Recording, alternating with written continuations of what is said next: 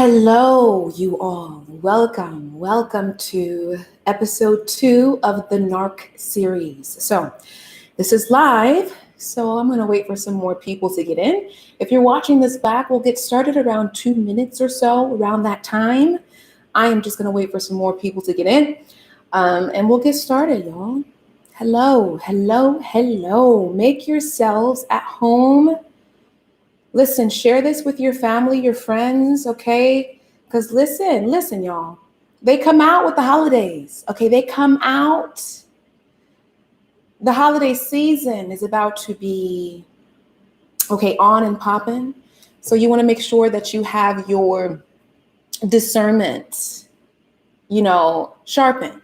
A1, okay? So let's talk about it. This is going to be brief. I don't want to be on here too long.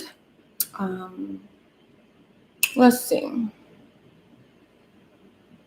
I'm actually gonna, come on, y'all. Let's wait for some more people to get in. Y'all share this, hit that thumbs up button for me because we need to make sure we get this message out, okay? I don't know why this is. Hello. Hi, Andrea. Hey, girl. We have our session very soon. I'm looking forward to that. Working together. Oh my gosh. Okay. Listen, spread the word, share this with your family and your friends. Everyone's gathering over the holiday. Yes. All right. We need to armor ourselves with awareness, y'all. And I want to hop on IG real quick just to do a little momentary live as we engage. All right. We hit the 2-minute mark. You guys ready to hop in? Listen. First of all, happy Thanksgiving to those of you who celebrate, although this holiday is quite controversial in my opinion. All right. Okay. So let's get started here. The narcissist, okay, in your life. The narcissist that you engaged at some point in your life, the narcissists, if you happen to be surrounded by them in some way or another, pretend to be human. Why do I say this? Well, when you meet a narc or when you're engaging a narc, majority of the time, especially out in public, the public face is a persona. It is what they want you to see, how they want you to perceive them, and so on. But on the inside of that, what's happening is you're dealing with someone who is simply incapable of consolidating a perception, a full and expansive perception of who you are. How can I put this together in better words? Let's see. Their personality adaptation is unfortunately unable to empathize or have any compassion or human-like emotions that are genuine. If they do show up in those emotions, most of the time it's them pretending. Okay, please understand this, because sometimes it's hard for us to perceive because we're operating from organic material. So that's the lens that we use. But when it comes to narcissists, they don't possess those organic components. Okay, so with that, they objectify everyone. So when they're engaging you, when you meet narcissists, they are not able to, again, consolidate a full perception of your authentic persona because they don't possess it. It doesn't reside within them. Does that make sense? They can't see you for who you truly are organically. Okay. They categorize you through objectifying you. Now, with this objectification, they cycle through relationships. I mean, like a pair of shoes. Okay. When you get a new pair of shoes, they look at you. So say you're engaging a narcissist, right? And you enter a relationship. They look at that as you would buying a new pair of shoes. Okay. I'm trying to break this down in a way that would allow you to understand it. So you get a new pair of shoes, right? that is their new supply. So they see you as a source of supply. Now, I understand we're dealing with people who have dated narcissists, who have narcissists in their family, and so on and so forth. So just apply it as it resonates. But they see you as an object that supplies them with attention and whatever else they're trying to pull from you. So when those pair of shoes are worn out, what do? You put them in the back of the closet, you throw them away, you dispose of them in some way, right? That's the depth. That is the depth in terms of them objectifying you. So again, it isn't human-like. They're not able to access a human, they can't fathom thought or emotions or experiences in the way that you do, because they don't possess the material to do so. Okay. So pay close attention. Pay close attention when you're engaging narcissists, especially in public. And when I say narcissists, I want to armor you and prepare you for the world, so that when you're engaging these entities, you can recognize them and you can protect yourself from them. So just pay attention when you're meeting someone for the first time. Just pay attention to how they show up in public, okay? And how we got a new patron. Listen, Patreon is popping, y'all. Join us over on Patreon, okay? My apologies, but that just came through. So again, pay close attention. Okay, pay close attention to how they engage people socially, because they're incapable of forming, again, stable, integrated perceptions of people, of themselves, and relationships. So if you're paying close attention, you will recognize that. And again, they objectify the people that they engage, and they normally put them in one of two categories. Okay. They either put you in the category of being special, unique, like them. You're someone who's unique and different, and you deserve some sort of attention for the time being, okay, from them and so on. So they categorize you as special or unique, or they'll put you in a category where you're worthless or pathetic. Okay, where you only deserve what the special people give you. You only deserve what they decide you deserve, or what special people choose to give you. So again, the two categories. Let's go back into this objectifying. Either you're pathetic, you're nobody, you're nothing, you're that old worn pair of shoes in the back of your closet. Okay, think of that. That is literally the way they view their old supply. Okay.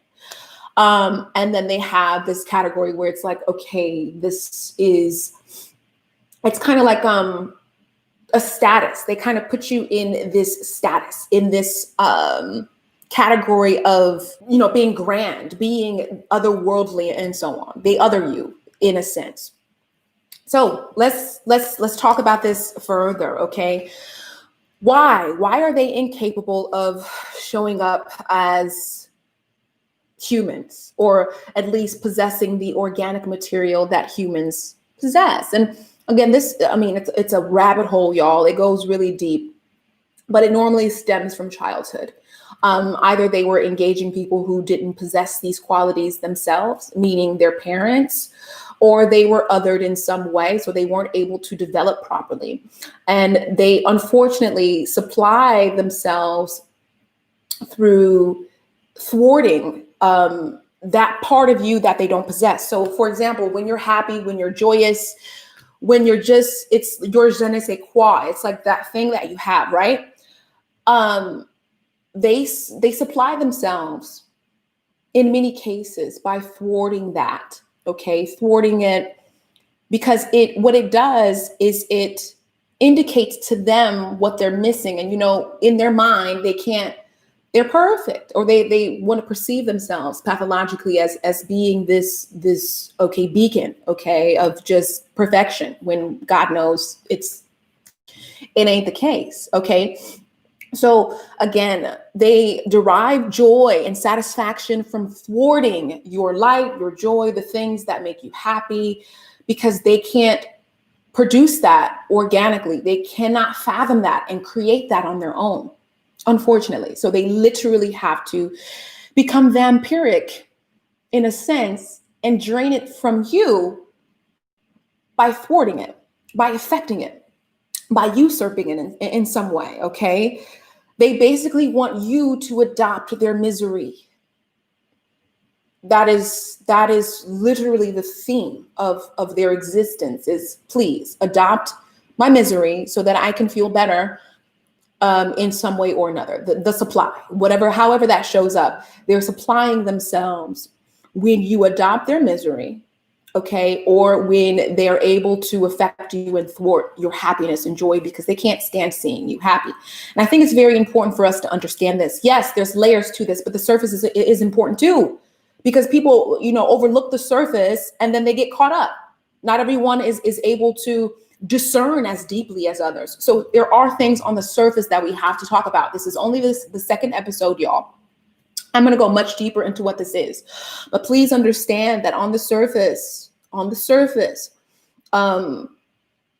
there's a lot for you to witness and investigate when you engage these types of people, whether they're coworkers, family members, okay, or people that you're dating, people that you meet. Please, just be more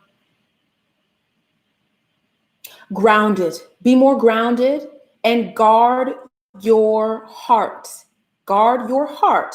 Do background checks on the people that you meet, okay? When you're going out, on these dates and you meet people online or whatever the case may be, they slide into the DMs, honey, or you're on Bumble or Tinder, whatever the case. Do a background check. Ask them for their first and last name. And then from that point, make sure you set strong boundaries and standards from the get. Okay, there should be no wiggle room. From the gate, set strong boundaries, which are your standards. And if they do not respect those boundaries, you're dealing with someone who's toxic already. They're toxic. And God forbid that they're a narcissist. So there's things that we can do to avoid these individuals who are, they're not able to show up as humans. They're not able to show up again with that organic essence that is involved with being a human. And, they seek to destroy. It's